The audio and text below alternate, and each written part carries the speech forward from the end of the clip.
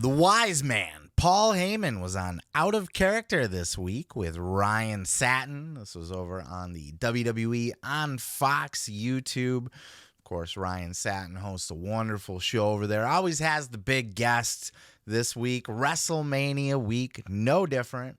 The wise man out doing the rounds, Paul Heyman promoting Wrestlemania. And what a better choice to have on your show than the guy who is front and center for the entire storyline that's driving this entire WrestleMania season. I'm assuming that the Usos main event the night one. It's either that or Charlotte and Rhea. And then, of course, Roman and Cody headlining night two. So this Bloodline storyline is the lifeblood of this year's WrestleMania. Paul Heyman, up close and personal, involved from the very beginning. Let's go ahead and check out this first clip here. Paul Heyman talking about the Bloodline storyline, talking about what makes the Bloodline storyline so different, so special, that people are already calling this one of, if not the greatest storylines in WWE history. Check out this clip. The main event of most SmackDowns or Raws that have the privilege of Roman Reigns appearing live is a promo segment. We don't even bother teasing you that he's going to wrestle on television anymore. We don't even bother with it. The story takes precedent over everything. And you're going to see the next chapter of the story play out in a scene in the ring in Seg 11 for Raw, Seg 11 for SmackDown or Seg 16 for Raw. That's it. The backstages that we do now, if I told you about that 2 years ago, you'd point your finger and laugh at me. You'd go, this guy's out of touch. He has no clue where the business is headed. But look at what Roman Reigns has done with that. Yep. We do movie scenes in the back now. We do movie scenes. We do scenes like out of Peaky Blinders or Breaking Bad or Better Call Saul or whatever the hot show is today, you know. But these are the scenes that, you know, or Hunters, you know, with Pacino and, yep, Lena Olin, you know. These are the things that we're doing now. On a couch. Just like how like this, you know? We play out movie scenes that progress the story. And this is the top star. It's not, ladies and gentlemen, I'm standing here with Roman Reigns, who defends the title this Sunday at WrestleMania against Cody Rhodes. You know, Roman, do you think, oh, I've seen this challenger come up. We're looking at camera and go, okay, man, this Sunday I'm going to bust your ass. It's not what we do. No. We do 3, 4, 5-minute movie scenes. We make movies, pal. I've heard that line before, haven't we? By the way, did you guys see Vince's mustache? Jesus fucking Christ. We actually got a picture of the mustache now. Oh boy. Floating around from the Hall of Fame appearance. Dyed his hair jet black too. What was this man thinking? I digress. They're making movies, pal, and that's exactly what they're doing. All these backstage skits, the in-ring stuff. When I say Roman Reigns is in God mode, I did a segment, you know, I talk about that. I don't really cover wrestling on this show. You know, I cover wrestling podcasts and shoot interviews, YouTube channels, stuff going on outside the ring, shows. Very rarely, if ever, do I cover anything going on inside the ring. And I covered this promo, the first contact, the first interaction between Cody and Roman Reigns. And I was so impressed. As good as Cody is, and he always has been, or at least, you know, has been for a couple years now, Roman is truly in God mode. And it's this God mode, all the little fucking tiny, like, he is in pocket. Is what they say, or he is one with the Matrix. He's fucking Neo at this point. Every intricate, just the way he looks out of the corner of his eye at somebody, or fucking gets a little sneer on his face. He's fucking perfect right now. And when they did, and Heyman's always been fucking phenomenal, and the Usos are carrying their weight. Solo's carrying his weight, just looking like a mean, intimidating bastard. The stuff with Sammy. Everything that they do backstage does play out like a fucking movie scene. They're like a mafia. It's like a fucking crime boss or something, you know? The inner fucking head of the table of the crime family, you know? They're really just doing phenomenal shit, and it always pushes the story forward. It keeps you guessing moment by moment, week to week. New twists and turns, just the effort that they have put into this storyline, the level of detail, and Heyman's so confident about it too. This motherfucker can look at you and say, no, I'm not worried about what we have to come because I know where we're going is even better. I know that story's going to be good too. They don't worry about having to outdo themselves. They know it's going to be there because they're at the top of their game. They are one with the Matrix. They're in the pocket. They're fucking God mode right now. The entire bloodline, but especially Roman and especially Paul Heyman behind him. Heyman talks about after he left Brock Lesnar, he knew that whatever he did had to be bigger, had to be better. He had to take it up to the next level. He can't work with some little mid-card jobber after Brock. He had to be at the top of the card, and he knew that that was working with Roman Reigns. And he was working with Roman Reigns before he was even with Roman Reigns, when Roman was a babyface working with Brock. Who do you think was there helping put that together? Paul fucking Heyman. This whole thing has just been genius. I don't know that it's the best storyline of all time in the history of wrestling, certainly of the modern era. I can't think of anything in the past 10 years that is comparable to it. You certainly, in the lifetime, you could put it on a Mount Rushmore, I think, honestly. Look, you got the fucking Mega Powers explode. That was a phenomenal storyline, right? I really liked Brett and Owen. I thought, you know, the brother versus brother told a really good, solid story.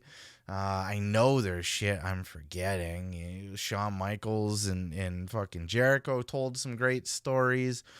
Yeah, I mean, I can't sit here and just look over history and try to come up off the top. Vince and Steve Austin, obviously. I can't come up with all of them off the top of my head. There's been some bangers over the years, some fantastic stories told, but this one has to be right up there at the very top. One of the best ever told. It's the nuances. It's what's in between. It's the little tiny details that they're taking so much time, and you notice it. You notice it. You notice when Roman looks out of the corner of his eye, how fucking good is he at that? And the words that he chooses to use, the placement of the words, the way that he expresses the words. When he looked at Cody Rhodes and he's like, you know what your dad used to say about you? And he's smiling and stuff. Nothing. And he's like, and then followed, he's like, maybe with Seth or Becky or, you know, he probably said stuff about just, made my wrestling dick hard. It's just phenomenal stuff. I think they're shooting on was it driving on all cylinders, shooting on all I don't know the fucking term. Doesn't matter. Whatever term you want to put in there, you can tell that this is the top of the top. And where they're going from here, they're going with Cody Rhodes. And Paul Heyman also addressed this story, building to WrestleMania, because it was feared once Sammy was starting to get over so much that this was going to be a repeat of when Bryan Danielson was, you know, should have won the Royal Rumble and not Batista, and the fans turned on Batista, and it was this big thing, and everybody's worried about the fans choosing Sammy. Are they going to turn on Cody? Paul Heyman didn't seem to sweat it at all because he knew where they were going. Check out this clip. There were two things that we knew walking into this. One, we knew we did not have to manufacture anything. We knew the truth was the most compelling, riveting, gripping story we could tell all the way to WrestleMania. We knew it. Number two, here's what we didn't want. Hey, man, your father was a piece of crap. You know what? When I beat you, it's like pissing on your dad's grave. We weren't going to disrespect Dusty because we all love Dusty. And just me saying that, when Cody watches this, something inside him is going to go, you know how I can really hurt Cody Rhodes right now? I can tell him how much I loved his father. It hurts. It does. It can't but hurt. No matter how righteous of a man he is, no matter how good of a man he is, no matter how wonderful and altruistic of a man he is, it hurts. There's jealousy. There's envy. Cody grew up having to share his father with the world. That's tough enough as it is. Here's what's even tougher. He had to share a lot of that with people in the same industry that Cody's in. It's like, it's one thing if your spouse leaves you. It's another thing if your spouse leaves you for someone that you have to work with. So Cody not only had to go to work for so long going, oh, hey, that's Dusty's kid. Oh, you're the son of the... Let me do something for you just because how much I liked your... Man, do something for me because I earned it. Don't judge me by my father. Judge me by my own merits and criticize me for my own lackings, but not my lackings compared to my father, okay? That's one thing. But Cody has to sit here and he has to hear, this is what your dad shared with me. And either Cody says, well, I guess he didn't only share that with me. So I guess he looked at other kids like they were his kids and, man, I'm his biological son. Or number two, he has to sit there and say, why didn't he share that with me? He never told me Exactly, that. yeah. Yeah, this really is a good storyline, too. You know, they were able to seamlessly transition from Sami Zayn to Cody Rhodes, and they were really able to, you know, take that Sami Zayn story, part of the story, and keep it with the Usos to build that tag match, which, my God, this has been one of the most anticipated, most high-profile, most main event worthy tag team matches in WrestleMania history. When, if ever, has a tag team match been as important to WrestleMania since WrestleMania 1? It hasn't. It has not. Sami Zayn and Kevin Owens did that. The Usos did that. This Bloodline storyline did that. It made tag team, not even tag team wrestling. It's not about the tag team wrestling or the tag team division. It's about this story. And the story made a tag team championship match a main event level storyline. So kudos to all involved with that and how they were able to seamlessly move that to be one night's main event, and then they were able to branch off Roman to continue the story to WrestleMania with Cody and not have the fans turn on Cody. It was brilliant the way that they worked that. And look, this story is fucking great because exactly like Paul Heyman said, it's real. It's real shit. You can't make it up. And you're not going out there and you're not being cheesy and you're not going, oh, you know, fuck Dusty, and you're playing off Cody's emotions by saying, no, we loved Dusty. And that alone fucks with Cody's head because Cody's got an ego and Cody is a jealous person. You can see he's talked about this before he even went to WWE, or at least on his way back to WWE when he was or maybe just after, you know, when he was maybe talking about Seth Rollins. This is something long before this Roman Reigns storyline. Cody Rhodes has talked about how it eats at him that Dusty had more time with and was closer to his NXT kids than he was Cody Rhodes. And these were Cody's peers. But because Cody was his son and Dusty didn't want to show him any favoritism or do him any disservice, he wanted him to earn it on his own. He was almost more hands off. And that hurts Cody. That stings Cody.